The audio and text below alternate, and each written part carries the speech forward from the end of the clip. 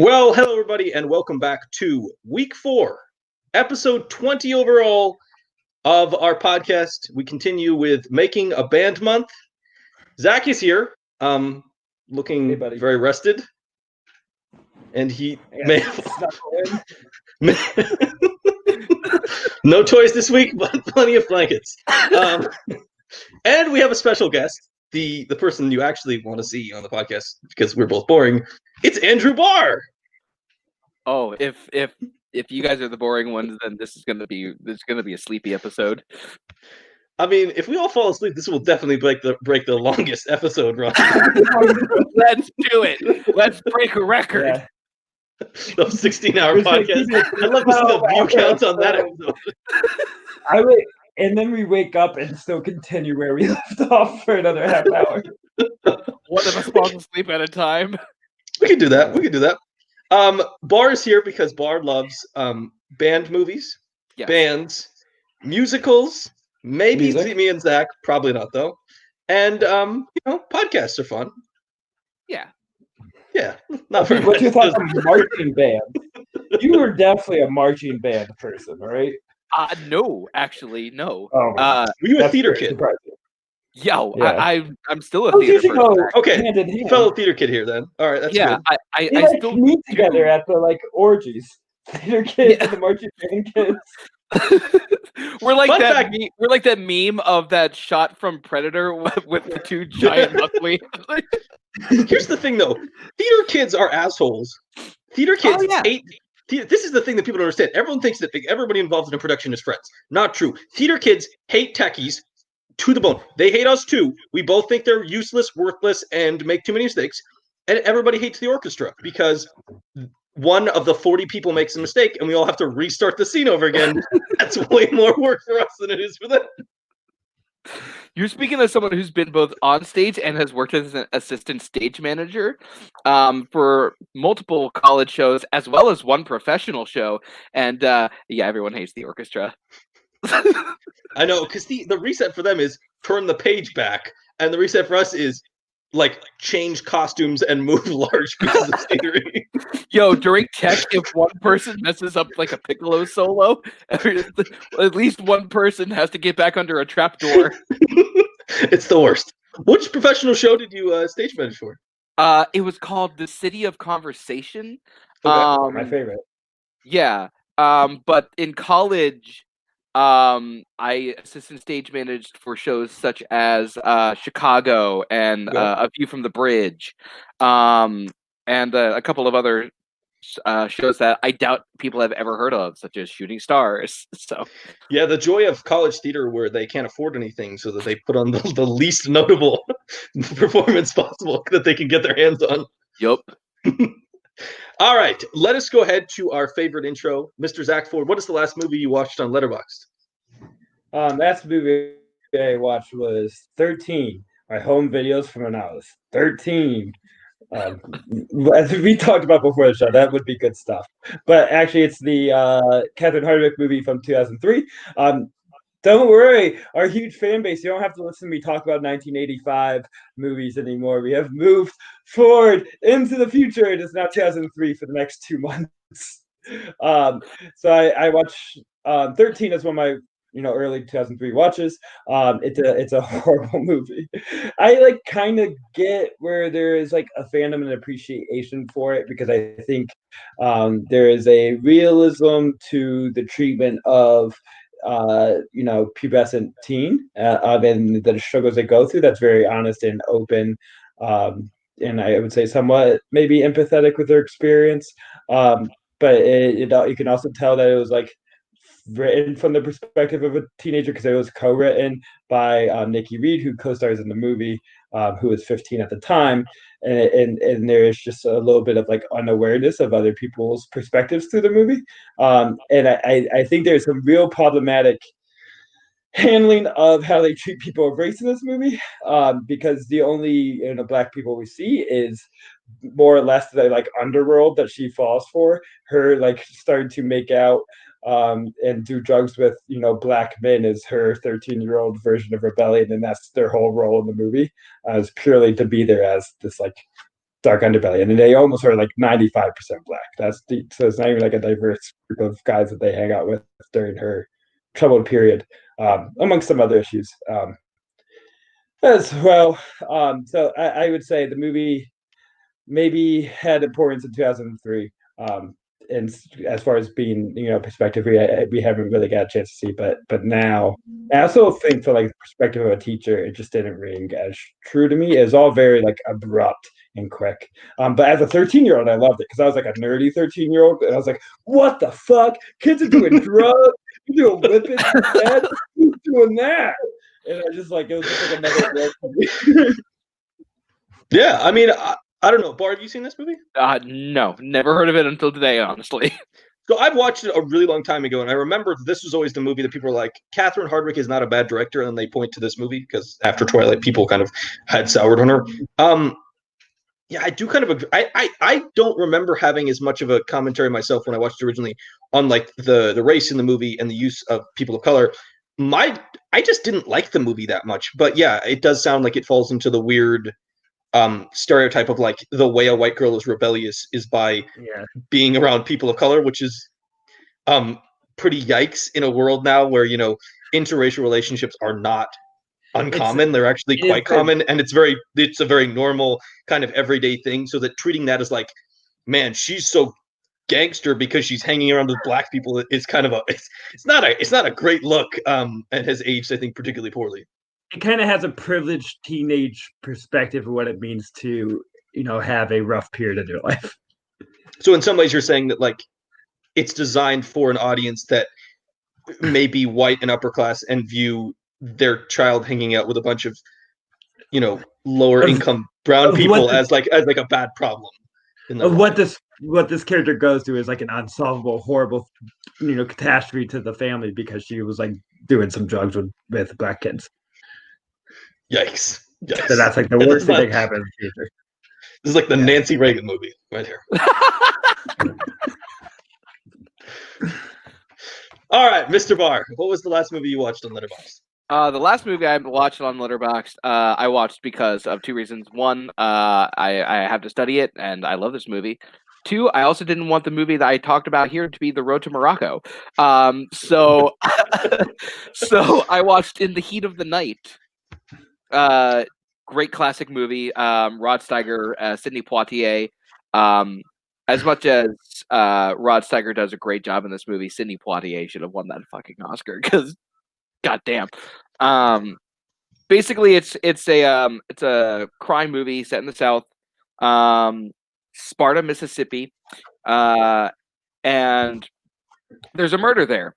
And in town just happens to be Virgil Tibbs, a black officer from Philadelphia, and it's the South in the 60s, so there's a lot of tension there, and it's about these two officers, Tibbs and Gillespie, forced to work together in order to solve this case. It's really, really good. Norman Jewison's directing in this film is absolutely phenomenal. It's a high recommend from me for anyone who's interested in what I'm recommending. Absolutely. I saw this a really long time ago. Remember really liking it, and I did not realize then when I was watching it that Steiger gets nominated and wins, and Poitier doesn't even sniff an Oscar. Yeah, no. Which is like insane to look back at and be like, this is a guy who's kind of commonly considered one of the best actors of his generation, just getting completely blanked for a movie that won, that got nominated for director and won picture and was very well acclaimed. Mm-hmm. Zach, have you seen this movie? Yeah, well, so the pre-podcast life, I did my 1967 marathon, and watched it. Well, I enjoyed it a lot. This movie existed in this weird realm where it confused it with the TV show for a long time. So like watched it, I'm like, where's Carol O'Connor? Why is he not? I knew that was going to come up. I knew that was going to come up because every time I put in Google or IMDb In the Heat of the Night, it goes through the TV series first. And I don't get why. It's like was on like random cable channels a lot. I feel like growing up. It had 8 seasons. I would say there's probably 3 factors that did hurt Sidney Poitier's chances. One of them being that he won previously because he won in '64. Also, was that what the Field was? Really? Yes. Well, 65 probably would have been the Oscars. The movie came out 64. But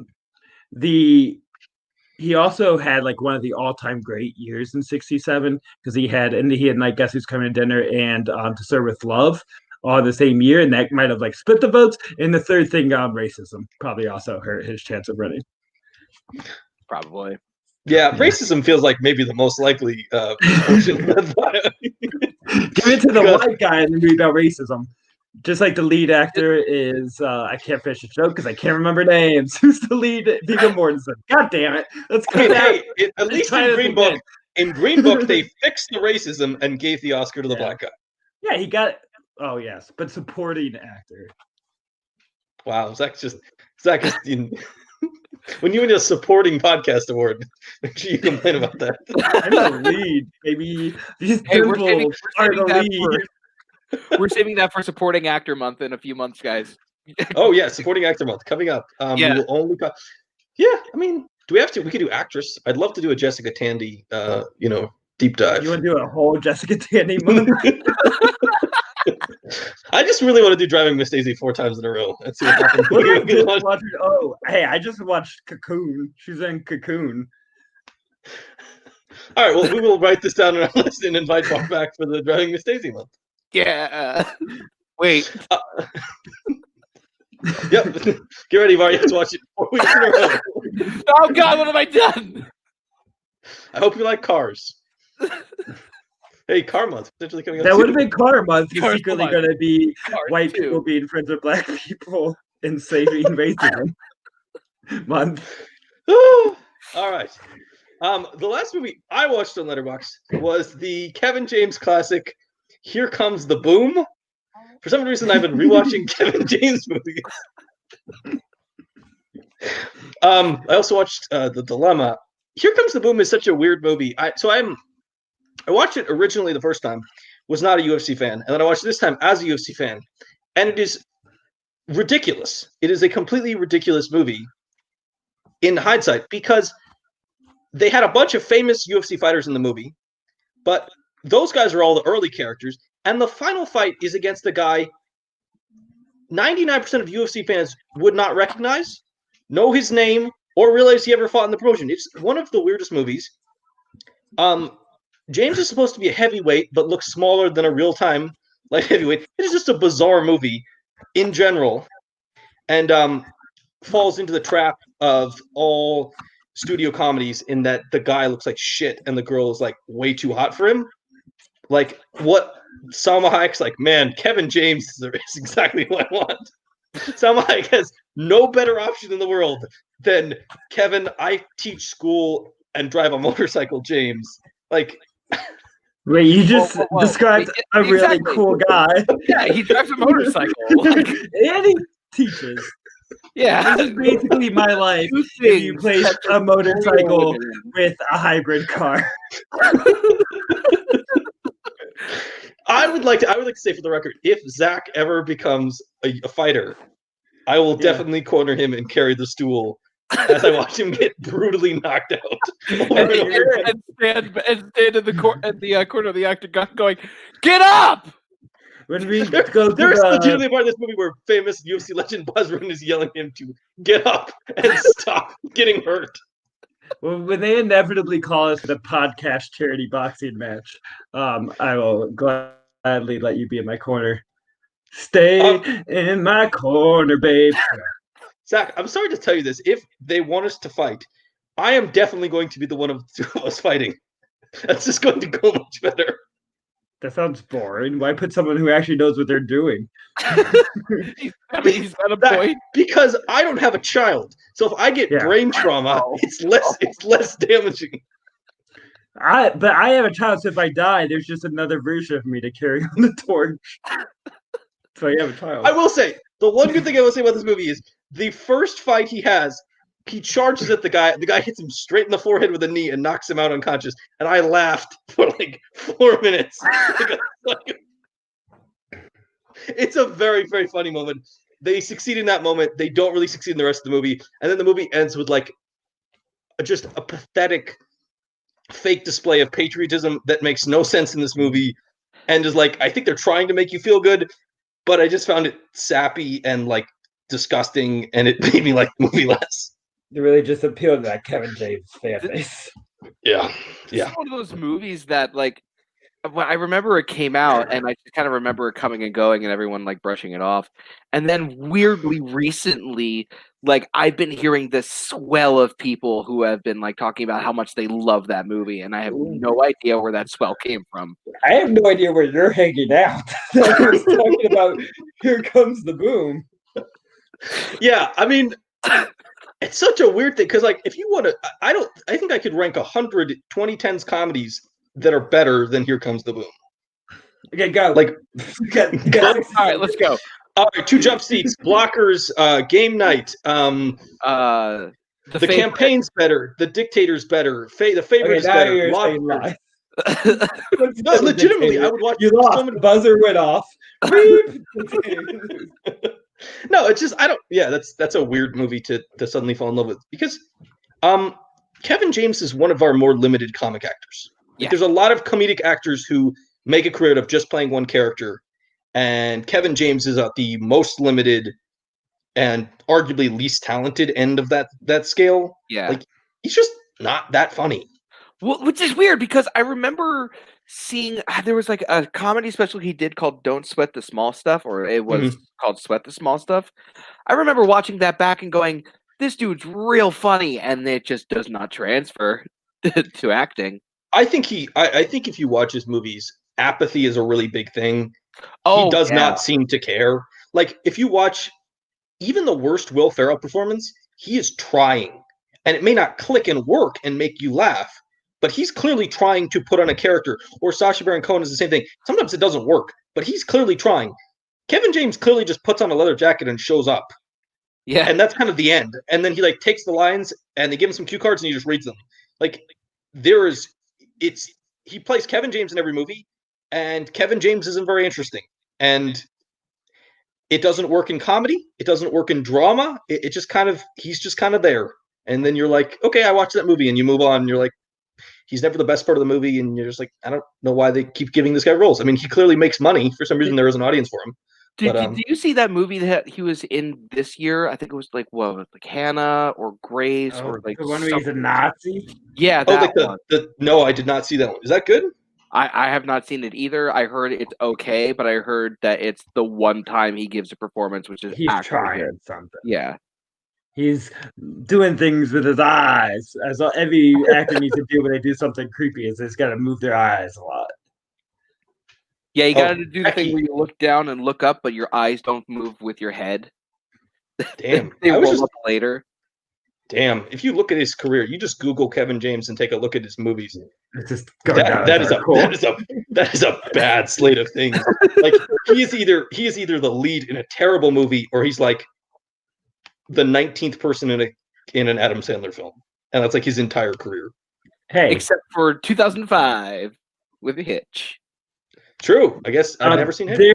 You're bashing one of the stars of a great podcast movie, Hotel Transylvania. How dare you? Yeah, but is Kevin James the best part of Hotel Transylvania? He's fine.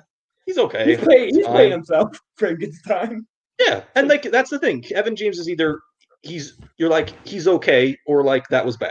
Like he doesn't have the heights of any of the other comedic actors of his generation that because of box office he gets put on the same level with. But we've definitely talked enough about Kevin James. What, you don't want to keep talking about the Zookeeper? I will tell you, sir. I watched every single episode. I've seen every single episode of his sitcom, The King of Queens, because, and I did not watch it for Kevin James. I'd like to be clear for a second. I watched the entire series. Seemed like a King of Queens. I have seen every single episode for one reason and another. I watched every single episode because Jerry Stiller plays his father-in-law, and Jerry Stiller is one of the great comedic side players of all time. He is hysterical. He is 5'7". He has the arms of a 6'8" guy. He has the hands of a basketball player. He looks legitimately like a gorilla when he walks because his knuckles are basically on the ground. And he is hysterical. And he was great on Seinfeld, and he was great on The King of Queens. Oh my god! I've never thought about Jerry Stiller's arms before.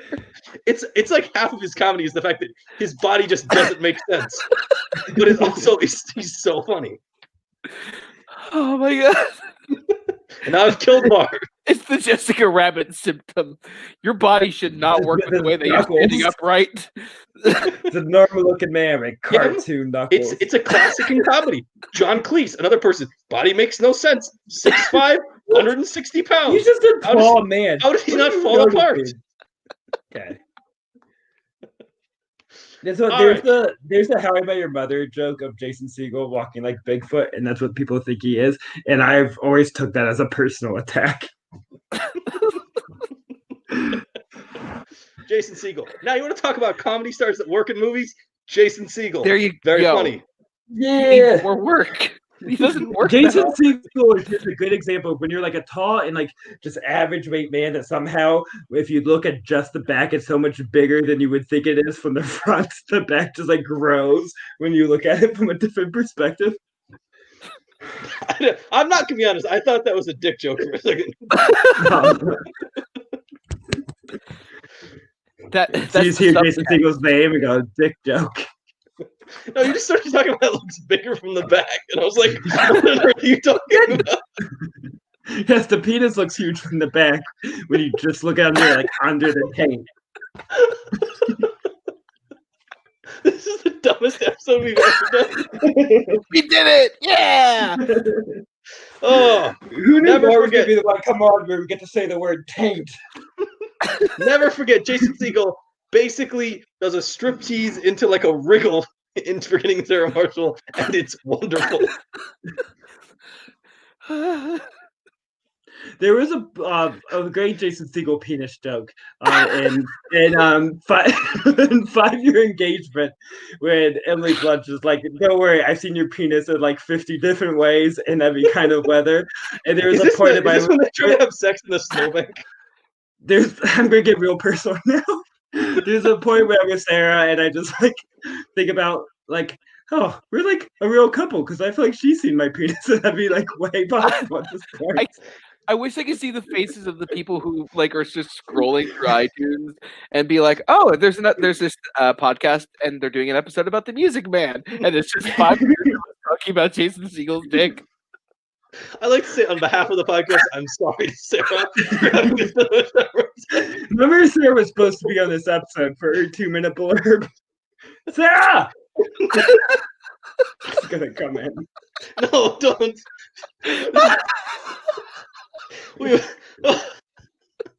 Jesus, what kind of drugs did we take? That's what happens when you talk for an hour before we start airing. We can slap at you. I know, audience. This is scary. We are, nearly 25 minutes into this, and we haven't left the intro, and we talked for 50 minutes. This might be our longest episode that's actually real bad. Our other long episodes are real good.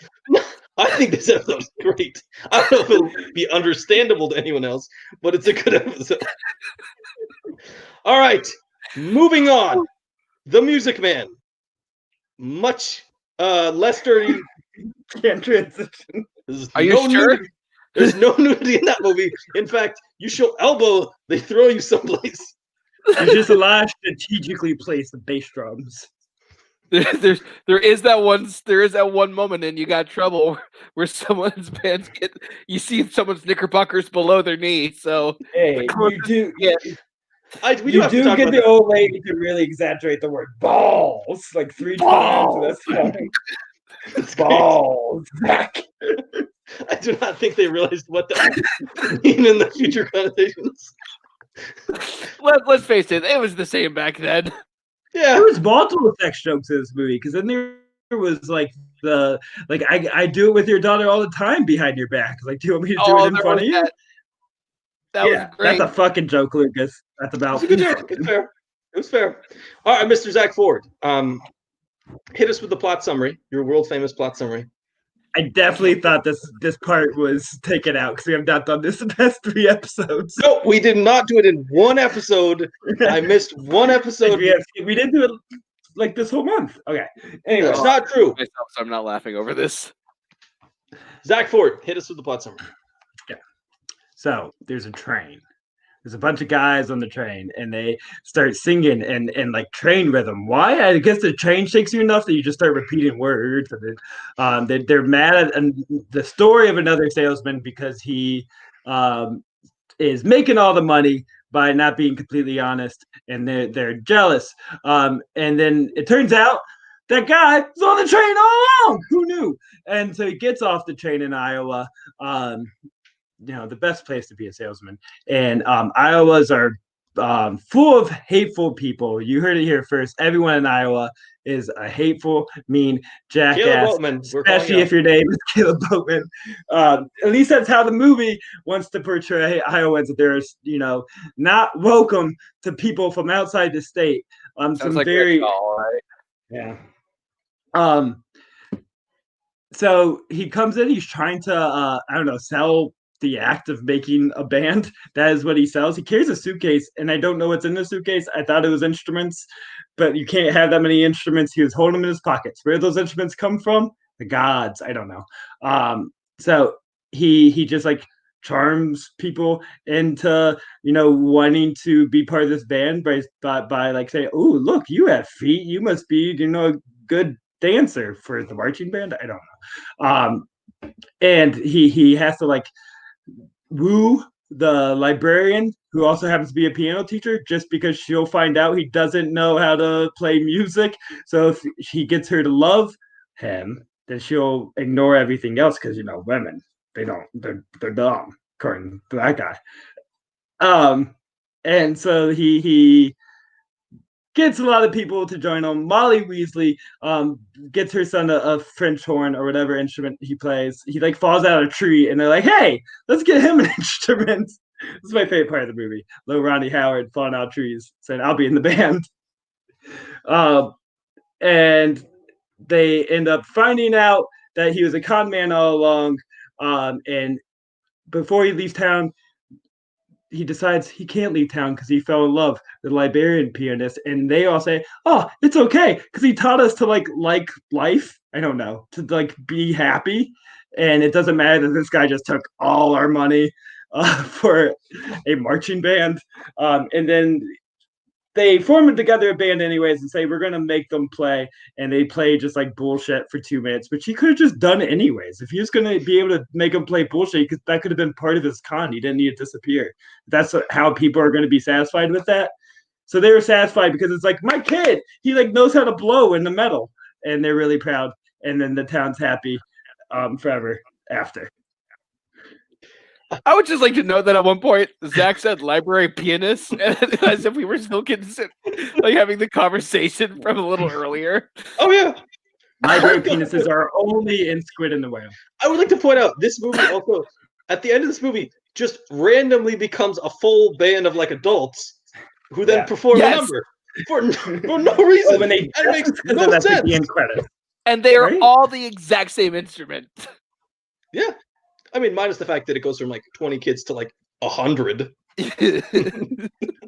do also like though my question. Magic. I feel like this might have been answered in the movie, and I missed it. Where are these instruments coming from? Wells Fargo. Wells Fargo. Yeah. Oh, that's the whole song. I may or may. That's where the instruments come from. Not been paying that much attention sometimes. Yeah, we just noticed that. I do have to appreciate though the great scene when you talk about your favorite part with Ronnie Howard falling into the tree. Mm-hmm. On a fake set where there is no tree, they basically just dropped a child. and he falls from a pretty decent height. Oh yeah, they did not like cut away from him or do anything nice. That did like, "Hey kid, I hope you don't get hurt." Drops him from like 10 feet.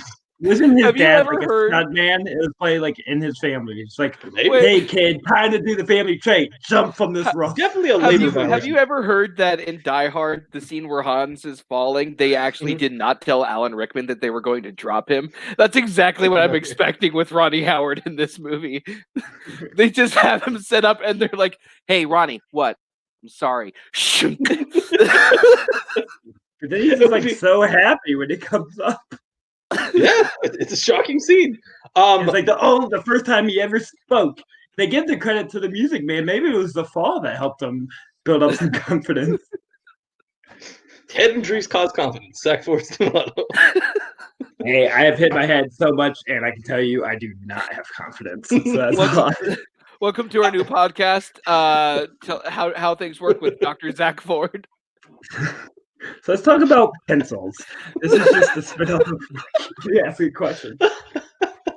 All right, I'm going to start this off in a simple way. Barr, you were a huge fan of this movie. Yes. Why don't you tell us about how you came to this movie, and then what makes you love this film? So, I have actually performed in this show twice. Once in like a youth theater group, and then it was the only musical I got cast in college, where I got to play Marcellus. So I knew the show for that, and then because of that and my love for the show on the the stage version, I went and watched the movie, and the movie is just oozing with charm, and just energy, everything that the stage show has, and yeah, no, this movie is great. Robert Preston is we'll get to the two mains, but yeah, that's how I came into this movie. Absolutely. So I think you definitely, when you talk about this movie, you have to talk about classic Hollywood musicals and how they were produced. So with this musical, they basically took the stage play, they took the director of the stage play, Morton DaCosta, they took like 12 cast members. They replaced the main two leads, but a lot of the supporting characters were either no. Robert Preston was the original lead. Oh no, by Robert Preston. They kept Preston. They wanted to replace Preston. I will say that with Frank Sinatra.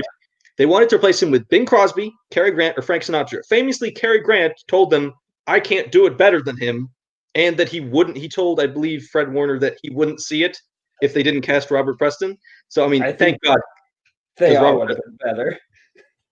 Oh wow! Wow! I think. You know who I thought? I was like, what would make this improvement is like I want Dean Martin. That was like prime Dean Martin in movie time. I don't think anyone is better in this movie than Robert Preston. I think you haven't seen them in this movie. This is straight up Broadway snobbery that we're getting way ahead on talking. They're like, they performed in a Broadway play. Only they can do it because they did it on stage. I'm not saying that. I don't think it's true. I cannot hear Dean Martin or Frank Sinatra or like Bing Crosby. Also, we've seen Frank Sinatra in a movie musical. It was not good. He's not good in Couple. Yeah, he On the Town and Guys and Dolls. He's not good in either. And Pal Joey. I did not. Okay, I didn't see. He's not good enough. He is good in On the Town, and you're crazy. He's okay, but he is every movie you watch him, and it's like, okay, Frank sings, and then we have to cover him up every time we do acting or dancing because he can't do either of those. Right. So they take they bring in Shirley Jones to replace Barbara Cook as Marion. Now, Shirley Jones obviously has a long career doing musicals in this era. She's also the lead in Carousel and Oklahoma, so clearly has the trust of the studios playing this type of role. And they basically do the entire production as is. There's like you can read out there's a couple of changes. They cut a verse from one song, they edit another song a little bit, they make one song just be instrumentation rather than actual song. But this is basically a full-blown stage play filmed, and even as you watch it, it is one camera facing people doing an entire scene. There's not a lot of clever stuff. They wanted to shoot quite a bit of clever stuff, but that really helps like relive what it's like on the stage. They moviefied. So like the specific scene where they have like the group of females singing and then the group of guys come in and they have like it's like the two spotlights more or less. Okay, they cover in that, and it's a really creative way to make it cinematic and pretty, but also very stage like. And I think the chicken scene was similar too, as far as how you can represent multiple groups and different locations singing at the same time. There was also the one moment where I think it's like right after 76 Trombones, where he basically hooks Tommy Gillis up with the mayor's daughter, and the constable's like, you made a mistake. That's the mayor's daughter. And it just like all of the lights go down except for this one light around him. It's like a thinking spotlight. Yeah, exactly. Yeah, but like, I think it does do some movies that obviously it is not a filmed stage play. But when it gets to large set piece scenes, it basically shoots them straight on and lets them play out as they would on a stage. Yeah. It's not trying to cut it up. It's very classical, which, I know you wanted to talk about this. This is very different from the way they make them today. Oh yeah. Okay. So let's talk about let's veer a little bit into talking about how Rob Marshall shot Chicago. So Gene, what's his name? I can't remember right now. He can't dance, but there was supposed to be a scene where he does an entire tap dance, and so they edited the shit out of it. And because of that, they had to edit the shit out of all of the other dance numbers in Chicago as well. Mm-hmm. So all of the dance scenes in Chicago look like trash. But it won Best Picture. So every musical since then edits the shit out of all of their dance scenes, and you can't appreciate the dancing and the energy that's being captured on film. Mm-hmm. Unlike you do like back in the 60s and the 50s, where you're getting all these beautiful wide shots, these giant groups of people doing this beautiful choreographed dance sequence, and it looks amazing. And we don't do that today. It's all tight shots and I would say edits. The one exception I would feel like was La La Land, which was only because they were trying to emulate these classic musicals. So unless you're really going for that vibe, but I feel like they have more focus on the dancers movement. Exactly. But you can tell that a lot of the choreography is from the original stage show because you get the original director of the stage show directing this movie. That Shapoopy scene specifically, like the energy in that scene is just brimming off the screen. And you see the dancing looks super simple in Shapoopy, but having done those exact moves, I can tell you it's not that simple. Oh yeah, I mean, I think it also it helps that you bring in a cast of people. Like when you build this cast out, you are building a cast of performers, people who can sing and dance. So you can ask them, like you don't have to cut around them because they already know how they can. You already know they can do it. I mean, this is also just like a completely different area of Hollywood. Back then, people were trained how to sing and dance if you were brought up as part of the studio system. That system does not exist today. You don't train actors to sing and dance as they come up. In fact, most movie actors can't do either. Like very few of them have any background in either dance or singing, and it creates a really different effect. Another thing in this movie is, I'm sure they did some dubbing, but a lot of those scenes are sung in real time. I think Preston in particular does a lot of singing in real time. I believe he's known for that. He's like that's kind of his style. There's also a lot of people who do that because of the energy produced when you sing as you were producing the scene. There's a different level of energy and attention to detail when you're actually performing it as an entire scene rather than I'm going to do the dance piece now and then we'll come back and we'll do the song later. Which is obviously very different now because, if you listen to a musical these days, for better or worse, it is massively edited and corrected and fixed in post. You don't get anyone's actual performance. You get somebody's performance with a bunch of filters and computer help over the top. And you really want to know how you can tell the difference, like for what you're saying with this movie and movies today? There are so many people like background, they're bad. Yeah, they're bad. Like they're real bad. I wanted to talk about this. There is a bizarre casting thing going on with the supporting characters in this movie. When you get these big scenes where there's like the one line singing part, there's 4 or 5 of them every song.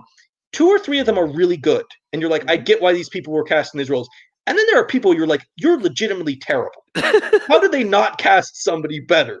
Like it's such an interesting thing.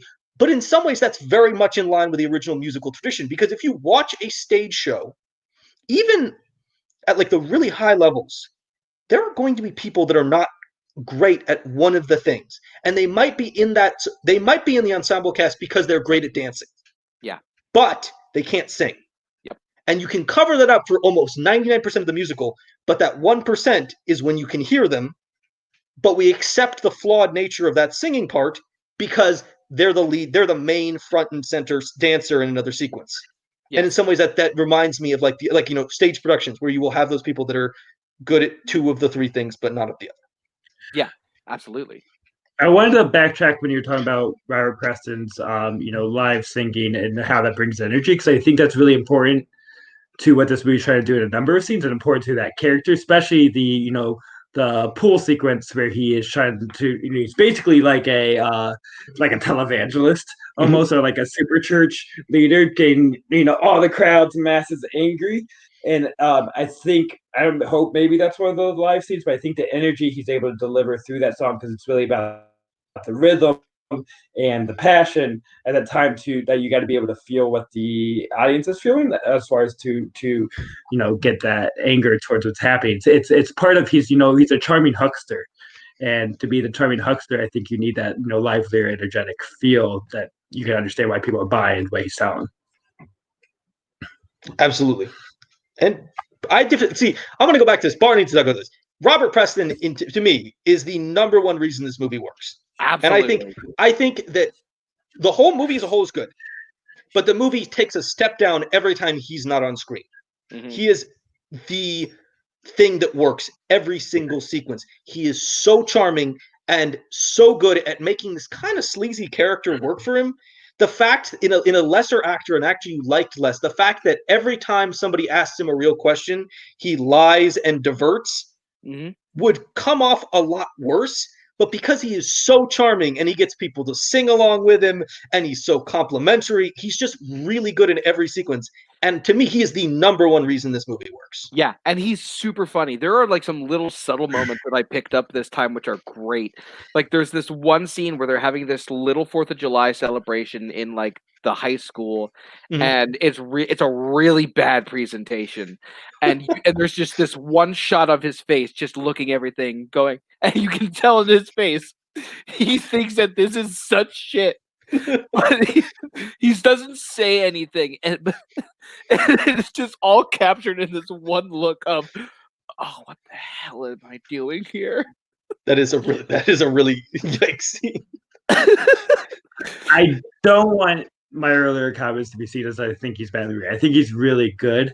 I think I didn't even look him up as like this guy's definitely a stage actor. I think he's just missing a little bit of the movie star like mystique that I want from some big movies. That I think that's just kind of what I go for. Like me thinking Cary Grant in this movie adds a shine to it that I think is missing a little bit. But that's also like history of stardom that he can bring on the screen with him is something I appreciate in all movies. But that's actually what I think actually really works is the fact that Robert Preston's not that well known of an actor. He's been in a couple things. He's been in like things like Victor Victoria and The Last Starfighter and things like that. Mm-hmm. But because he doesn't have that giant star power, it's a lot more easy to fall in love and find how charming he is instead of just being like, oh, I'm expecting him to be charming and like things like that because of all these other movies I've seen him in. Yeah, I think maybe I'm just lazy and I want that ease of access into.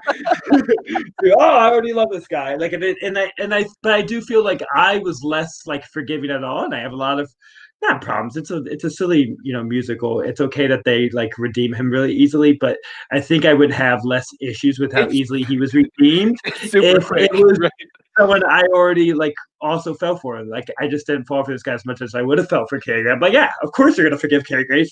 He's Cary Grant. So I think the history would have added a little bit of like take it with a grain of salt. You just give him the benefit of the doubt. See, I'm a massive Cary Grant fan, and I don't think Cary Grant works in this movie because I think he is too charming and too slick talking. I think he is almost too good at it to the point where he would never have been found out. Cary Grant is, I think, like another level up from him in a way that wouldn't make sense as a guy going around making $300 off uniforms. Like he would seem like too much of a star for this guy doing. Oh, he's making a band. Like, why would you like looking at Cary Grant? You're like, there's got to be like 900 jobs. No, I think in every movie, Cary Grant, you're like, he's acting all cool, but he definitely is like $1,000 in debt with his bookies. Like every movie, this is how I see him. He just has a first year. Absolutely. I do think you brought up an interesting point, which is that this movie makes no sense outside of the context of the movie. Because this guy basically shows up, scams everybody, makes them like him while he's doing it, gets caught. 30 seconds later, they completely forgive him for suspect reasons. And then suddenly his 20 children wearing crappy uniforms playing music poorly becomes a 400-person band wearing perfect uniforms doing a massive sequence at the end. That is a dream sequence. It doesn't matter. It's just part of being a musical. But that's it's not easily forgiven. But it's not. It's like all in that girl's head. Yeah, it is because they like magically change into uniforms. That's what I thought as well. See, I think it is a dream sequence, although they don't necessarily give us the lead into a dream sequence that you would see in classic movies. Typically, if a dream sequence, they'd have some shimmer, they would have an intentional, they would give us a hint that this is a dream sequence. This just seems like it's sort of out of nowhere. And it works in the movie because you want this big grand finale to your musical. But it doesn't make a lot of sense in the context of the story. See, I don't see it as necessarily a dream sequence, as more as like a metaphor for the spirit and energy that Harold Hill brought to this town. And it just makes the marching band seem grander than it is in reality. I see it more as this is just a fun musical. We don't give a fuck, so let's just have a fun scene at the end, and it does not matter. Just like in 40-Year-Old Virgin, they're singing "Let the Sunshine In," or Aquarius same song. Both. Yeah, Angel Crate. It's just like sometimes we just want to do something silly at the end, and we're just going to make it happen, and the audience knows this is not real because it's a movie. That's my point, is that it doesn't make any sense. Like it is the entire point is spectacle. It's not supposed to make sense with the plot. It is not supposed to be an actual conclusion to the story. It's just, look, we promised you a band. You came to this looking for a big band performing John Philip Sousa, like we told you this is going to be. Here it goes. And then you walk out of the theater, and probably everybody walked out of the theater and was like, that was awesome, because at the end, they walked out of the end of a movie where a giant band played. Honestly, I would have been more told if he said that it was going to be music by Aaron Copland, but John Phillips is cool. I'm glad you think that's where people are excited, because I will tell you, I definitely stopped at 30 seconds, and I was like, I get it. I don't need to watch the rest of this marching band. Wow. That Ford is a harsh critic. Hey, can we say something? Marching bands. Why do people like them? I don't get it. I was in marching bands. I like marching bands. Yeah, in the right scenario, they're great for patriotic music. Like loud horns. Yeah, it sounds like a lot of stuff I don't like. Wow. And the song they play at the end is the best song in the entire freaking movie. Ooh, I don't know if that's true. I have a really. I love Sadder But Wiser Girl. That's a good one. That's it. I think that is arguably Preston's best performance. And then I would argue Marion the Librarian is his best performance. Okay, you're right. My bad. Marion the Librarian, that is potentially the best scene in the entire movie. I already expressed what I thought his best performance was, which is the pool scene. Because I just saw so much connections to the religious con artist. He's good in that, but vocally he's not as, you could see him starting to fall. You're in that scene, you're like, this guy's definitely gonna have a sex call. It's brilliant. I love how quaint it is too. The things he's telling them about corruption are oh, there's a pool table. Oh, your kid may have a book you don't want him to read.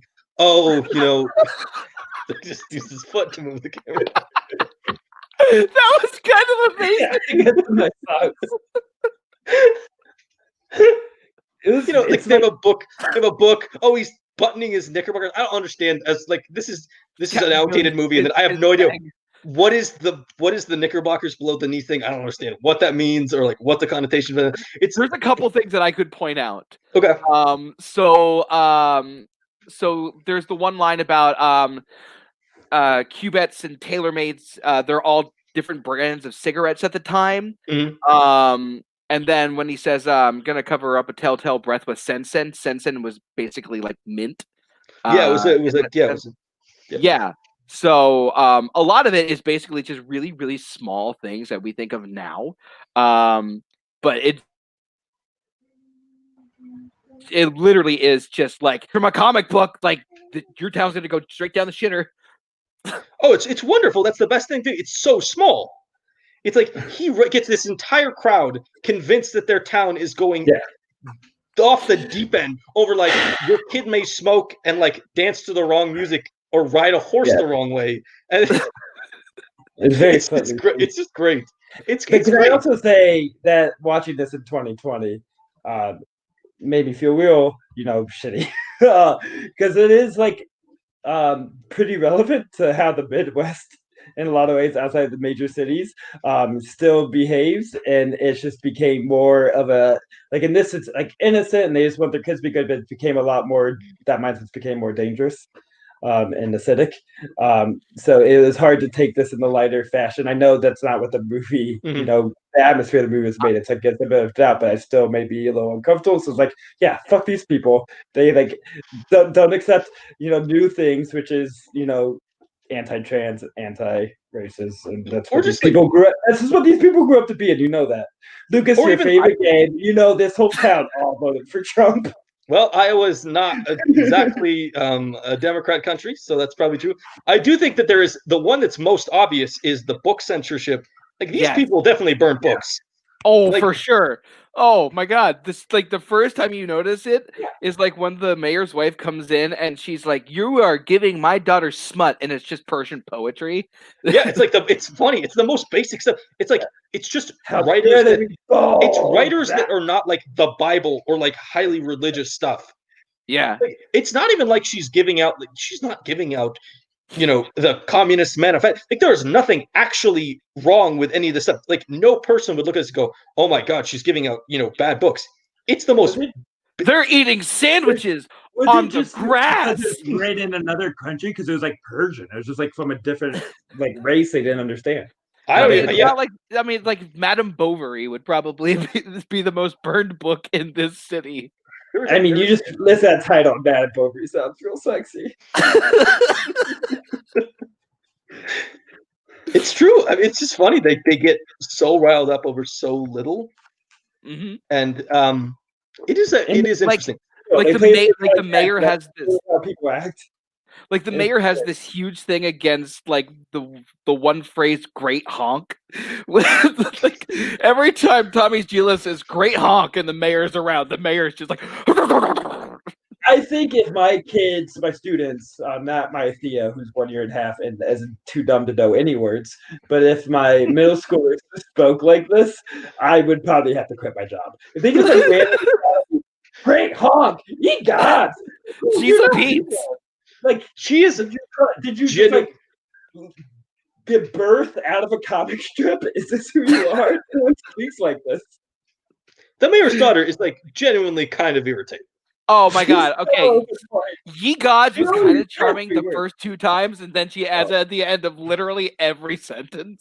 Yeah, so the point. I think Ye Gods in honk. I have no idea the context those are being used in. They were just thrown in random moments, and so I have no idea the use of this word. I guess I'm just not a cool 50s kid. I'm too square to speak their lingo. Oh no, this is like 1911, like 1908 or something like that. I did not realize this was a period piece. Yeah, it is. It's a period piece. 1912. Yeah. Yeah, I think they were not dressed like that. I'm gonna Google 1912. I don't know. I hope they were because the costumes in this movie are absolutely phenomenal. Particularly Marion's hat when she goes to the ice cream parlor. That hat is that hat is so great. I don't know what they put in it, but it is like 4.5 feet wide and like 4 feet tall. It is massive. And then everything the mayor's wife wears is just ridiculous. That is actually a great. This movie is so disconnected at times, and that it has so many different plot lines. Like there is the main plot line, which is everything with Robert Preston, and there's like the subplot line that you would see in a normal movie, which is the Shirley Jones stuff. And then they randomly follow the school board around, which is this quartet, singing. They're the best characters. Oh my God, they're great. I think that they are such dorks, and it's so great. Yeah, that seems like the part you're bored to play is one of these quartet guys. I would still say I would still be Marcellus if anything. I think he's a very good Marcellus. I think Barr would make a very good Marcellus. Hey, you should have seen me in my Marcellus is the Buddy Hackett Shapoopy character. Shapoopy guy. Great scene, brother. It's just a nonsense word that the Meredith Willson made up. Yeah, literally comes out of nowhere. Literally about nothing. It's literally like the safest song that you could ever sing because it's about like real traditional relationship standards. Oh yeah, it's like real traditional. It's like wait till the 5th date to get close to each other. No, like literally, it's wait till the 5th date to kiss. Because if you do it on the 2nd date, you're a hussy. At the 6th date, you get engaged, or else you gave up way too much. By the 10th date, you guys get to walk around the garden. Ooh. Hey, but like that's one subplot, and then the mayor and his wife are like a whole nother subplot that has nothing to do with the rest of the movie, but just like they needed other supporting characters above the ensemble levels. They're like, yeah, let's follow the mayor's wife as she does just the most irritating performances. I kind of like her, and I like the evolution of her character of just being she was one of the ones that was like so much on the opposite side of not like trusting this guy and being anti. And once she gets complimented on her feet, she's like, I'm in. And I think she like, but she still like straddles that line of like, she's supposed to be obligated to what her husband wants to because it's like 1912, I guess, and because men are assholes. And she but with a little bit of her like having her own opinion with this is kind of really not bad. But also as I said, she like it's a big part of the chicken scene and all the gossip with the women acting like the bunch of pecking hens that they are. And I just kind of love that metaphor, and I like that because I immediately thought like they're acting like chickens, and then they show chickens. It's like it is one point, and it is still really great. That scene, whenever you see the stage version, is always so great because it is just like hearing that song from backstage is so much fun. It's a great song. Say, I wanted to talk about this earlier when we were talking about the importance of being able to see all the motions. That like this is not like an elaborate dance scene. I would say the same with like the train, the opening scene on the train. They're not like elaborate dance scenes, but the motion is so important. The simultaneous like pecking together or the bopping on the train and the rhythm with the song, that to me those were the most engaging moments of dance. Like I can't remember any of the other dance scenes as well, but to me those is what stuck out because it was so important to the rhythm of the song and the scene as well. But yeah, absolutely. So I'm not, to be fair, I'm not saying it's a bad thing that you have so many different plot lines.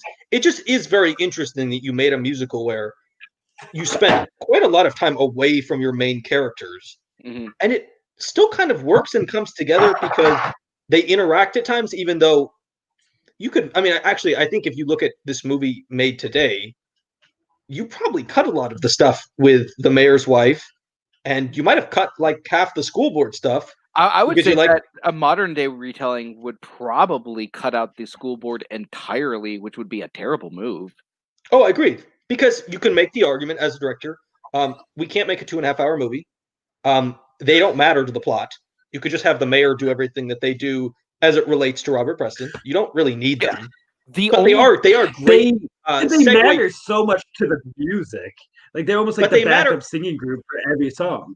They matter as the segue between scenes. That's the what only they exist as. The only character that actually kind of is important to the plot is Tommy Gillis. Because he's the one who's actually watching the kids as they're like getting ready for their band practice at like towards the end, and you kind of get a hint that Tommy Gillis is kind of in on it. And so he's the only like side character that kind of plays a part in the story overall. Yeah. It is. I think the school board is important also because that is the ongoing bit of like they need to have his references and they have to keep that as part of the story. Otherwise, like why does no one care? Like when to check his references is important to that town, still falling for it, is that he keeps being able to avoid that. I don't think they would get rid of that concept. It's just Speaking of that, I actually really want to applaud one thing that this movie does in how Marion is actually able. First of all, Shirley Jones does a phenomenal job in this movie. And the way that the story tells how Marion knew everything from day 3 and explains how she knew it instead of just being like an instinct is such a great idea of how she knows that. So Harold Hill keeps talking about how he went to the Gary Conservatory of Ot 5, and then she finds out right away that the town wasn't even built in 06. And I love how that they do that because in like a modern telling, it would just be like, oh, I just kind of knew. Yeah. It's when they keep focusing on the Indiana school book that's in her library elevator, and it focuses on it 3 times, and I didn't realize it till like the 3rd time, being like, oh, of course she's heard him tell the story and has picked this book up, and that's why it was like, why do they keep showing this? Well, because of course Marion has picked it up and gone, let's fact check that. Yeah, and then it gives her like a lot more. It gives her a lot more depth because she was the one in the know, and she wasn't being frosty to him because she was like being a bitch or something. She was like genuinely hesitant and concerned. Like, she clearly gives hints when she's talking to her mom that she does find him charming, even from like early on, like the first sequence together. But she is also like the person who knows that he's full of shit and is genuinely like, I'm going to see how this plays out. Like, she's really the smartest person in the entire movie. She's absolutely the only one who knows what's going on. She's smarter than Hill. He thinks he's ripping everybody off.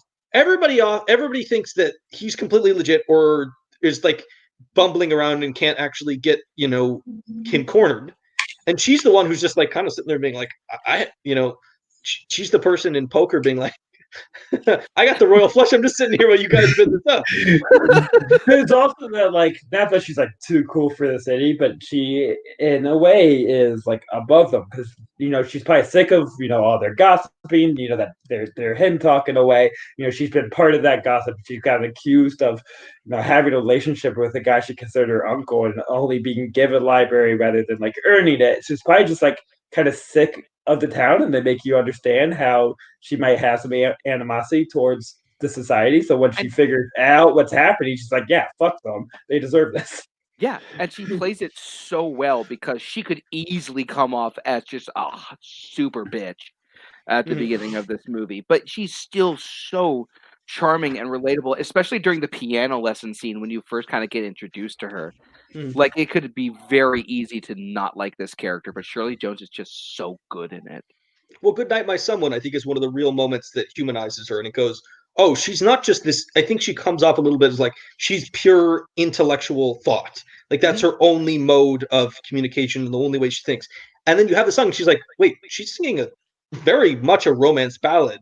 Goodnight, My Someone, clearly giving this hint to, wow, she does believe in romance. She does believe in love. She does believe in, like, there might be her someone out there. And you're like, oh, she may be a little bit more interested in this idea, interested in this person than we would have thought initially. And she is just that when he tries to hit on her the first time, it's a wonderful sequence. The dance sequence, trying to walk in front of her, just picks up the handkerchief. Did you drop? No, she doesn't let him finish. She's like, have I met you? No, like, she cuts him off. It's just a great sequence. They're so good together in that entire scene. And it's just the charm of the two of them just works in that scene so well. I love that the first move he tries is just walking in front of her and he just waves his hat. It's literally the first thing that he tries. It's so good. It's so good. Shirley Jones is someone who I think gets forgotten to time because she basically just did the female lead in musicals, but she is so good in this. She is so good in Oklahoma. She's so good in Carousel. And she just, vocally, she's amazing. She sounds so good. There was a couple scenes in this movie. I will say one criticism of her is they did a little bit too much stage makeup on her. There was a couple shots where it's like, you guys made her up like you would on stage, but not like you would for a movie, and she's a little bit like too much. But she's just her songs are so good. Goodnight, My Someone is just such a good ballad. Did you know that the Beatles did a cover of Till There Was You? I think I have heard this. I think I have. It's really good, actually. That's such a good one. Yeah, that's probably my favorite of her songs in the show. That's a legit all-time great love ballad in musical theater. Yeah. Till There Was You. It's such a good one. So I definitely knew they did this, but I didn't, just because I'd never seen the Music Man and didn't realize I was a Music Man. I did just recently listen to all the Beatles 60s albums because I'm an insane person. Listen like 1,000 albums from 1960s. So yeah, I do want to re-listen and revisit that now. Yeah. Let's see. I may or may not. Zack. Yeah, buddy. You just shouted my name. No, I was going to ask you if you had any more thoughts on this film. Yeah, I definitely thought I was in trouble because he was like Zack and then Zack. Capital T. Zack. I enjoyed watching it. It definitely has the kind of easy to watch fun vibes of classic musicals that you want. That I don't want. It's like it's not stupid. It's not what I want to say, but for lack of a better term, and I don't mean this offensively, but like frivolous. It's just like sometimes you just go along for the ride and enjoy what's being given to you and enjoy the performances without having to be invested so much deeper into it, which is it's good and it has value in its own right. And I like watching charming shit all the time, so it was fun to watch charming shit. But also, I do think this movie has an inflated idea of how cool and important marching bands are. That's fair. Barr, you were a theater kid like I was. What is this movie? I think falls into the problem that all musical theater has, where there's the skippable song. What to you is the most skippable? If you were to listen, if you took this album, you sit down, you're listening to it, you're just singing along. What's the song you skip on this album? Man, wait, we got Jake Marangoni top 5 songs. You and the Barr. I get to sit this one out. I think me and Barr will do top 5 songs for Music Man in a second. We probably hear about skippable songs. It's your turn to make up for one. It really depends on the day. Okay. I would probably say that the one song that I would skip the most often is, depending on the day, either Rock Island or maybe even Gary, Indiana. Fair. I might skip Wells Fargo Wagon. That one's just a little too catchy for me to skip. It's a little catchy. I just when I listen to this, I want everything that's Preston or Jones or both of them. Mm-hmm. And the rest of the stuff I can kind of do without. It's interesting in that respect. It doesn't have, like, a lot of musicals from this era.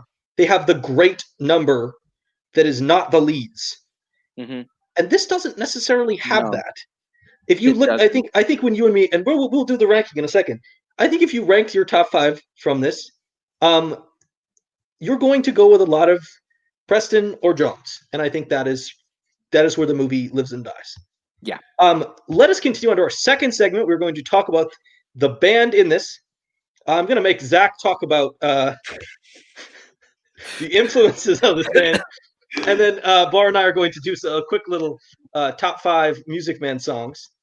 Zack Ford, buy us some time while we do this. First off, what do you think of the? This is a really boring question and not going to require much effort from you. What are the influences for this band, Zack? Yeah, this is where the concept we have for the second thing rots and dies in this episode, because it doesn't really count. It's like a musical. The style of music is classic musicals. It's stage musical. I will say something that I know specifically in the Train song. I don't know the name of the songs, you guys. I'm just a dumb simpleton. But in that song, main title. It's called Main Title. That's boring shit. Those guys should not have gotten paid for writing any songs because they named that. We're one day gonna do an episode on how people got paid to write songs for Dora the Explorer. I can do 2 hours on this. We'll talk about that later. But that between that sequence and the pool sequence, there's almost like a slam poetry aspect, because there's not really like singing songs, but the emotion and the rhythm of the speech. It's not rap. It's more.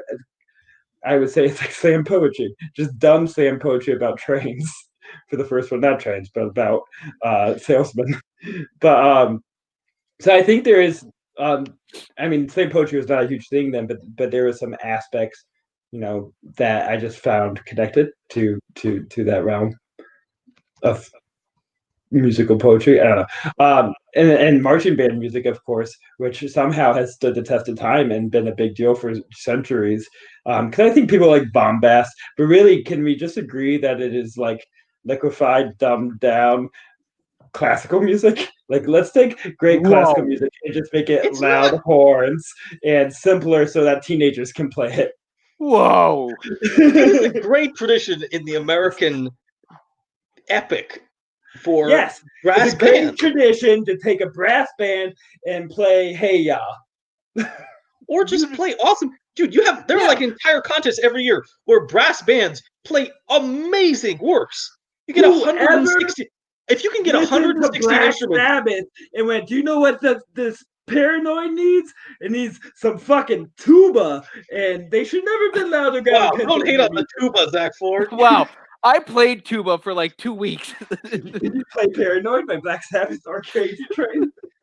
It's just, I don't know how you can hate on this. Every year, I'm a big fan of marching band version of Anagata Vita.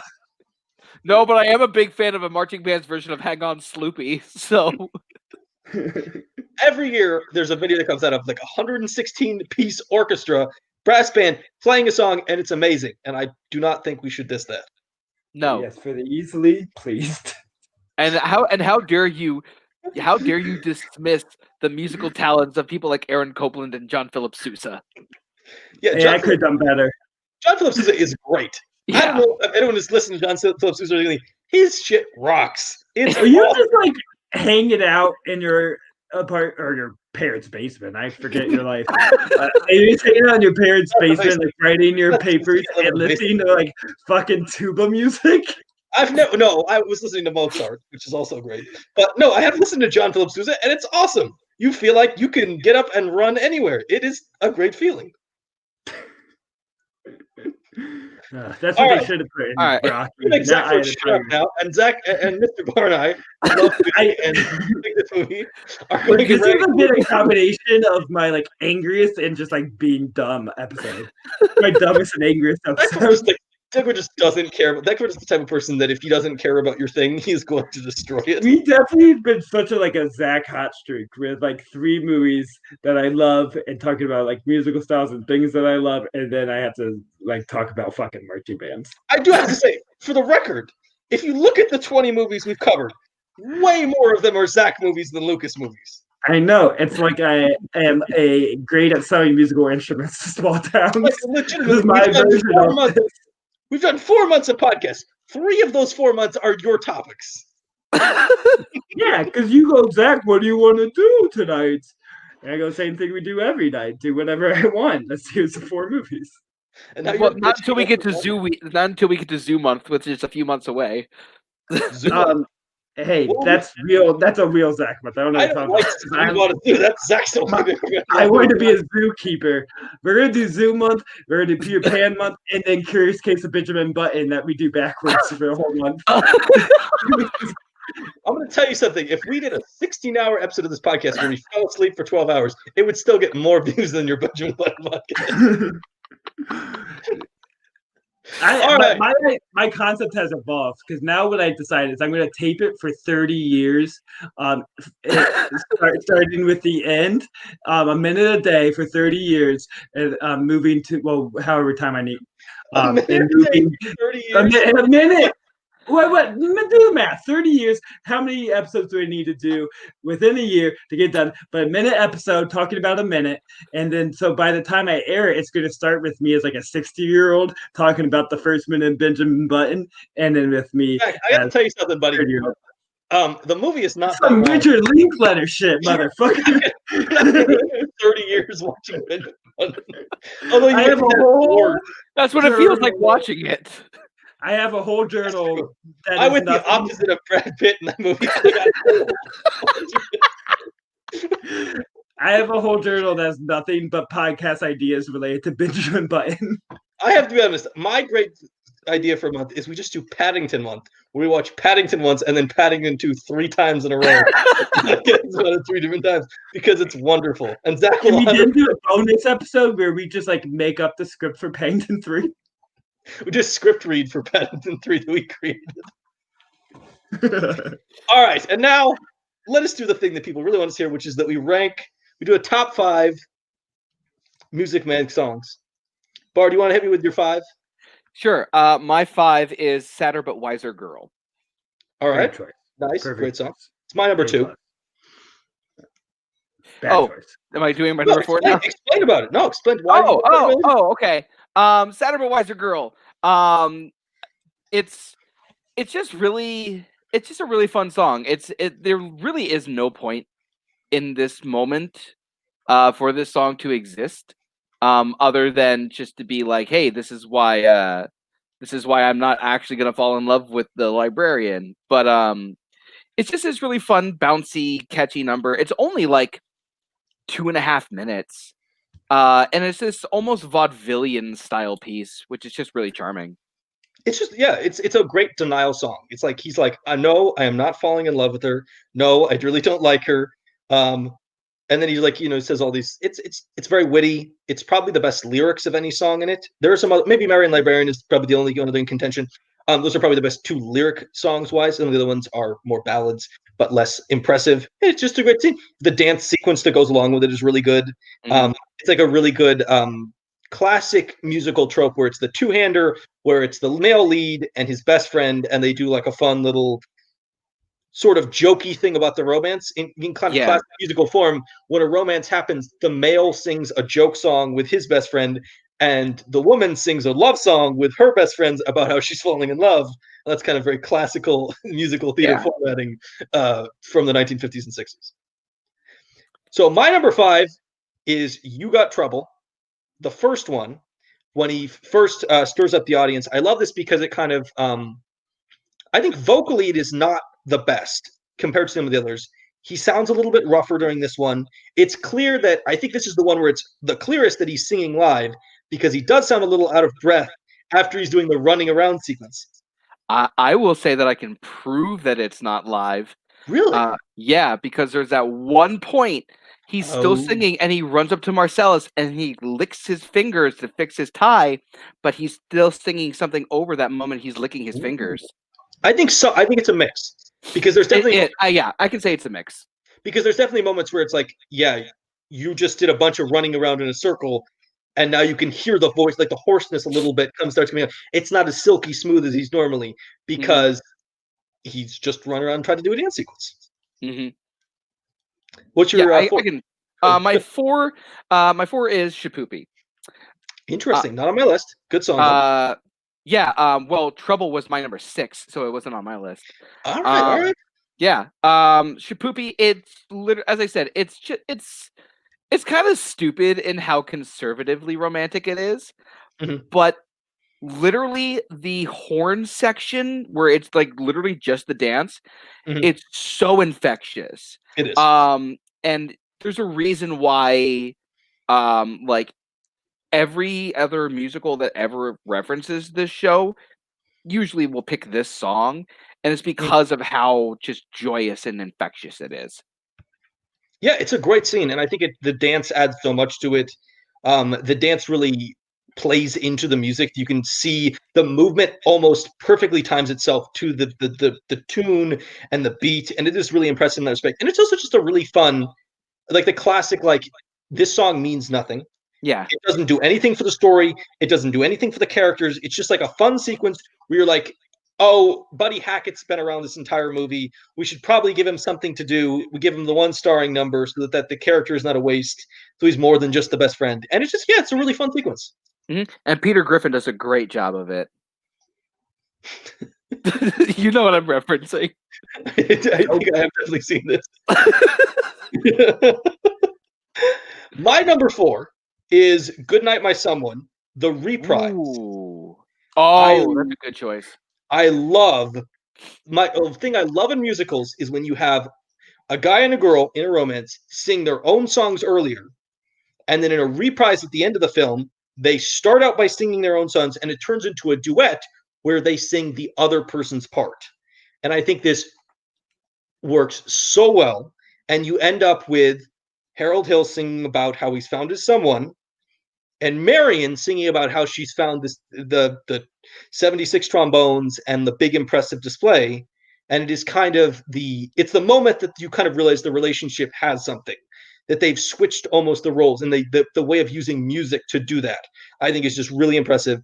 And also, Shirley Jones sounds great singing Preston's part, and Preston sounds great singing hers, and it just works.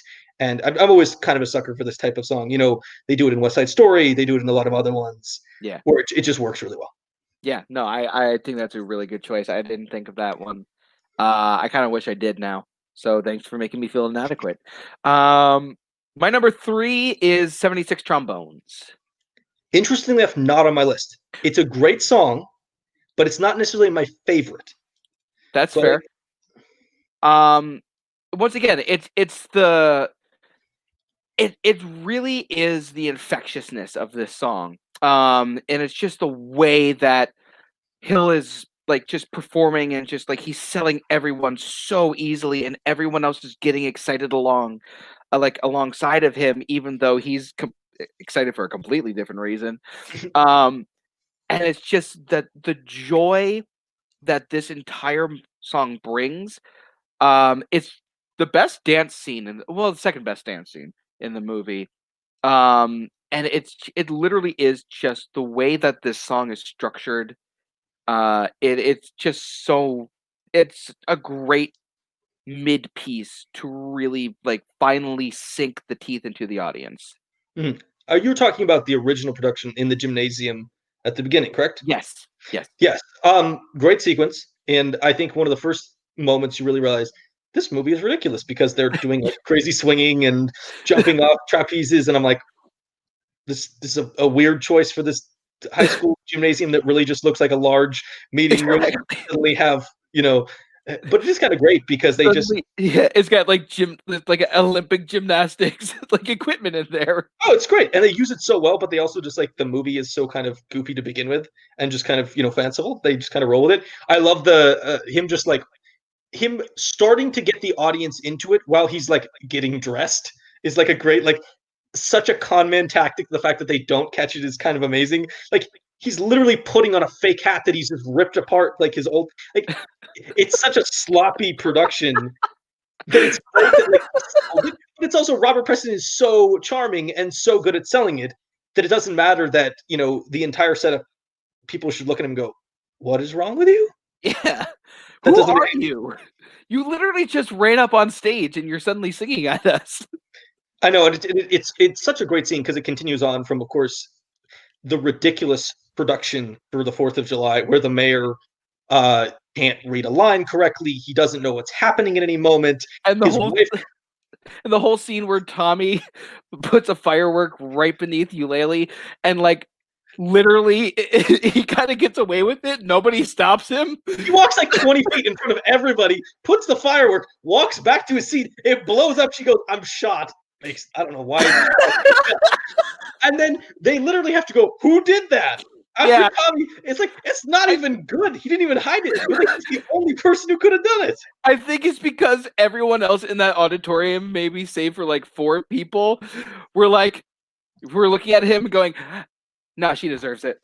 I think everyone was asleep because she was so boring. That's also a very good chance of that being it. I do love the general part of this movie. We'll go back to the movie for a second. I do love the general part of the movie that her and her cronies are doing all these big productions. They put so much work in them, and the town just does not give a shit. Yeah. And she's so bad. She's doing Grecian urns. Everyone's like, can we just fucking dance, please? She's dressing up like Indians. It's like literally so bad. Literally right before Shapoopy, they're like, all right, we got to clear the space out for Mrs. Shin and her troops. Nah, screw that noise. We want to dance. Everyone just the only person who seems willing to give her a second is her husband, and even he seems like he can't stand her. She's just a great annoying mayor's wife character. It's fantastic. My number 3 is Till There Was You, which is the love ballad. That's my number 1. All right. I love this song. Shirley Jones is so good. Mm-hmm. She's so good in this scene. This song is so good. It's really good at being wonderful and fantastic, but understated. Because I think they did the smart thing with Marion is they did not give her some high octave A ballad that would look too showy or too flashy in a character who's just a librarian. And it is really simple, but really basic, but also just really amazing, and kind of just lets her voice be the star rather than trying to write a song where she has to sing some crazy high notes, which I think wouldn't work for a character like this. What I also really love is that throughout the entire movie, whenever she's singing, because all of Preston's songs up until that point are high octave, high energy. They're like grabbing you. They're like kind of like blinding you with like the razzle dazzle of his style.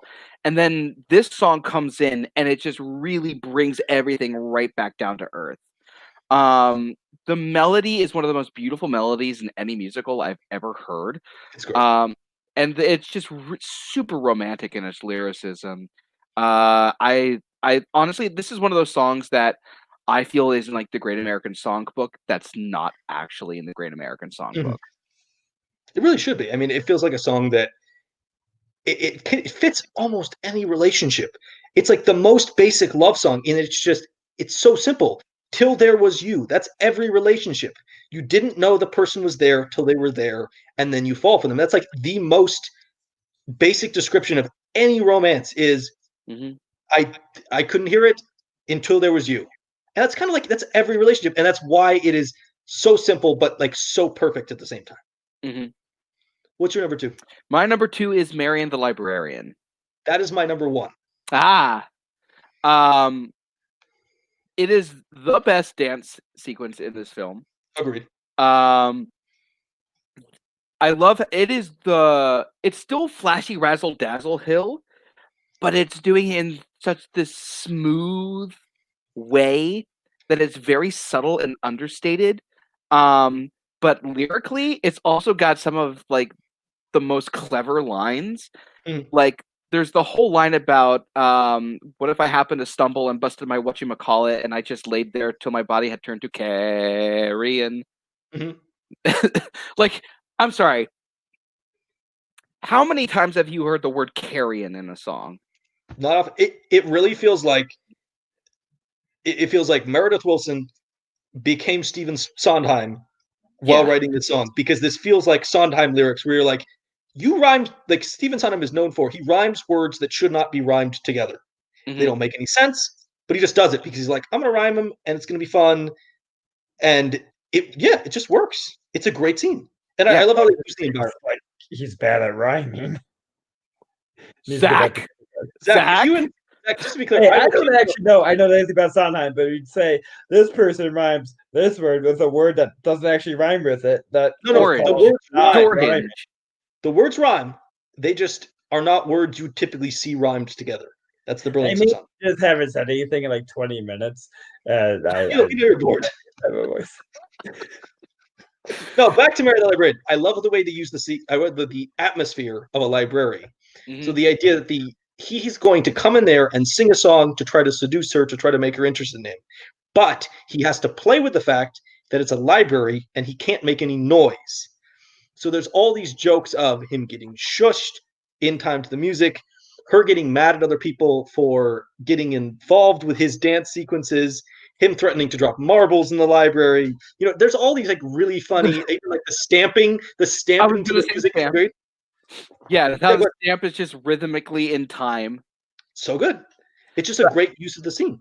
My favorite moment of the entire scene, though, because it's so out of left field and literally so out of nowhere. There's no lead up to it and it's never referenced again. But literally at the end of the song, he goes marshmallow and sticks a marshmallow in her mouth and just runs out the library. It's such a good song. I love that song. It is. Oh, it's so good. It's just so good. The entire scene works. And it's just the dancing using the spiral staircase.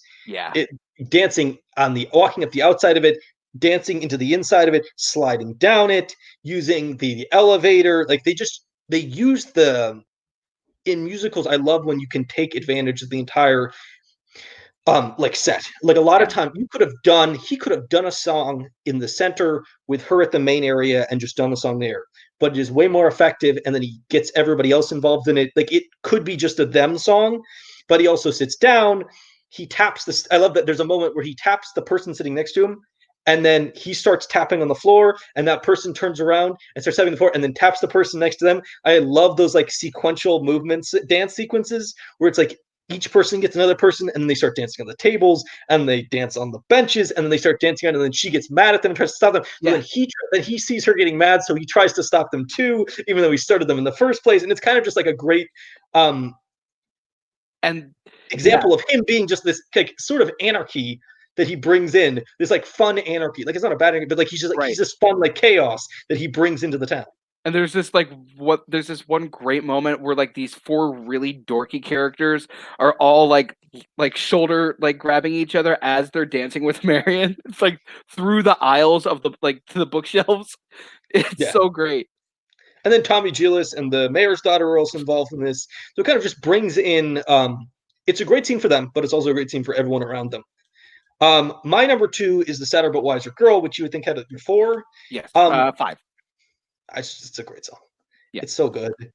They're just so good together. And another song where it's like the lyrics really pop in a way that sometimes doesn't exist. I think in some ways, Preston gets all the best lyrics. Jones gets all the best music. I would agree with that. Like, I think, but also that plays to their strengths. Preston is sort of from the Rex Harrison school of talking to music. Mm-hmm. Like, he's not exactly a vocal, genius. And she is very clearly one of the best singers in that production. Yeah. I'd actually honestly be willing to say she's one of the best, like, women in musicals, like any movie musical ever. Yeah. I mean, it's probably an actress. It's probably, I mean, if we're going to go back to classic musicals, Julie Andrews is probably number one. Probably. I feel like you can she was like, didn't she get Oscar nominated for both those movies? Or at least she won for one of them. She won for Mary Poppins. Mary Poppins. She got nominated for The Sound of Music. Yeah, we do not need to have Barr's Sound of Music take. We don't need to hear this on this pod. So the Sound of Music is not that good. It's really not that good. No, I said, what I said is we don't need to hear it. Pro Plumber. Plumber's with 2 M's and a B. Can we just be clear for a second? Plumber in Sound of Music is a fucking man. That is he is. He's one of the hottest people on screen is Christopher Plummer in his captain's uniform in Sound of Music. That I will agree with that. I would actually agree with that. He is the best part of The Sound of Music. I love Julie Andrews. I've loved Julie Andrews since I was like a 4-year-old. So, yeah. Because Mary Poppins was my favorite movie as a kid. I used to watch that all the time. It's still one of my favorite movies. Oh, me too. Dick Van Dyke and her are just amazing. Ready for this? Sound of Music better than Mary Poppins. Mary Poppins is boring. Nope. I'm going to leave, guys. Thanks for having me on your podcast. I like both movies. Mary Poppins is better. Thank you. That's because you were a child and it's for children. Yes, it is for children, but also if you were to carry that childlike spirit with you into adulthood, it's still wonderful. Hey, and you're talking about me who just like screamed Frankenweenie for like 30 straight seconds on her Frankenweenie episode. Hey, here's the difference. When you're a kid, you think Dick Van Dyke is the character, and then you grow up and you realize that David Tomlinson is the best part of the entire movie, and he fucking rules. Just the one scene where he's walking to get fired. Oh, so good. He's great. So good. And then Dick Van Dyke as an old guy is some of the best physical acting I've seen in a movie. Yeah. Until you actually haven't played the same character in Mary Poppins Returns, and then it's just like, oh, why are you doing this? Yes, Mary Poppins Returns. Fuck off. You're not good. Not good. Why that was also like one of the most pointless. Also, I'm sorry. Let's just be clear for a second. Dick Van Dyke is about 5 billion times better in movies than Lin-Manuel Miranda will ever be. I'm not going to say anything out of fear that Caleb Coho might travel to New Jersey and slit my throat while I'm sleeping. Hey, I don't think Dick Van Dyke can write a musical. But I have said this since Hamilton came out. Since the production came out, Lin is not a good performer. He is a great writer. He's a great creator. He is not a great performer. He's great at having ego trips where he thinks he needs to star in his own musicals. I don't think it's an ego trip. I think it's just he put himself. Well, his words is he made the play because he wanted to be an actor. Yeah, exactly. Well, that's what a lot of actors have to do. But you should also realize that maybe he should just not be an actor. If he's so good at creating, you would have been good at that side. Yeah, I mean, to be fair, Mary Poppins Returns has a lot more problems than merely Lin-Manuel Miranda. Oh, so much more. Rob Marshall. Yeah, there's a lot of problems with it. My opinion of Rob Marshall is weird. I will explain later. Okay. Barr, what is your number one? Oh, it was Till There Was You. Okay, so that's my 3. Yeah. Great song. Great love song. Yep. Exactly. Literally the first lyrics I think are there were bells on a hill and I never heard them ringing. Yeah, and I never heard them at all until there was you. Like, come on. Like that imagery is just really beautiful. It's just really, really basic, really simple romance stuff. Just being like, when you have somebody you really care about, the world is different. Like it is more than just having that person. Having that person makes you see the world differently. Yeah, the colors are more vibrant, like sounds are clearer, like all that. Everything, the happy moments are happier just because there's someone there. Yeah, exactly. And then my number one is Mary and the Librarian, which I agree is the best dance sequence in the movie. So much fun. Preston is just so good. Mm-hmm. Oh, Music Man. I am really glad we had you on. I'm really glad I got to rewatch this. It was a lot of fun. I hadn't watched it in years. I definitely looked at the DVD and was like, wow, this is 150 minutes. And a lot of musicals from that time are 150 minutes is kind of short compared to like Sound of Music or Oliver or some of the other ones. And there's songs you could skip. There are moments that you could cut out if you really want to. But Yeah. on the whole, a really, really, really enjoyable musical, and just a wonderful pair of leads. Yeah, absolutely. As I said at the beginning of this podcast, this musical just oozes charm. Mm-hmm. And thank you to Robert Preston, because he is the charm creator. Yes. Zach, do you have any final thoughts before you? You have a habit of asking final thoughts like 3 times. You are like the grandma that says, "Okay, I'm gonna go," and then you stop at the doorway. You're welcome to say no. No. Am I? This is not good podcasting. You know what is good podcasting? Me badgering you. It's not wrong. It's great podcasting. The moment when me and Barr talked about musical songs for like 40 minutes, and you just shut up the entire time. Honestly, probably the best 40 minutes of the show. I did appreciate how we started this podcast off with me being like, Robert Preston is great, and you're like, yeah, I'd take somebody else in the movie. No, literally he says it's my number one problem. So what I ask Sarah every night before we go to bed is, what did you learn today? Just because I'm like a dick, I want to ask hard questions to make her think about before she goes to sleep. But also, I think we should end the podcast with Zach. What did you learn today in this podcast? What I learned is that sometimes it's okay for me to be quiet and let you guys roll. I will say best 20 minutes of our podcast where I don't speak. And I can't wait till somebody in the video comments of this YouTube video comments and goes, "Man, Zach's doing nothing for like 20 minutes." Who wants to place your bets on who it is? I put 20 on Nazario. I put 100 on Michael Campbell. Being that I think those are our only 2 viewers, and Robert Parker, I think it's going to be one of those 3. Absolutely. I'm going to let Barr have the final say, because he loves this movie more than I do, and definitely more than Zach does. How dare you make that assumption? Mr. Barr, sell the audience. Why should they watch The Music Man? Okay, The Music Man is just it's not supposed to be this super deep, complex movie about like the inner machinations of like how the human condition works. It's a really charming, simple story about a con man learning that the art of the con is it's not what he wants. What he really wants is to fall in love and like have like a simpler life, and that's where this movie goes. It's got great songs, some of the best dancing you'll ever see. One of the best love songs of all time. Beautiful cinematography. The costume, like the visuals of this movie, really pop. Some of the greatest performances in musicals, and it's just, if you want to watch something where you can get absorbed into the world and the music and the personalities, this is the one to watch. Absolutely. Yeah, it is a real people getting out of their boxes movie. And I think also a great entry point for people who want to get interested in a musical theater, because this is one of the purest stage to screen adaptations. And you can kind of watch this, and then you could go watch the stage play, and you would see they're very similar. Absolutely. I still think the stage version is like slightly better, but the movie is absolutely a fantastic way to get into it. Absolutely. Well, I would like to thank you, Barr, for coming in this episode. You were fantastic. Thank you. We're definitely going to have you back at some point. Yes. When we get another. Just have my job is what I'm doing. Zach is now fired. I can't wait to be back here for Bob Hope Month in a couple months. Wow. So, I've never seen a Bob Hope movie. I'll come on a special guest for whatever to Morocco. Zach, I'm sorry. We have a very long list of special guests.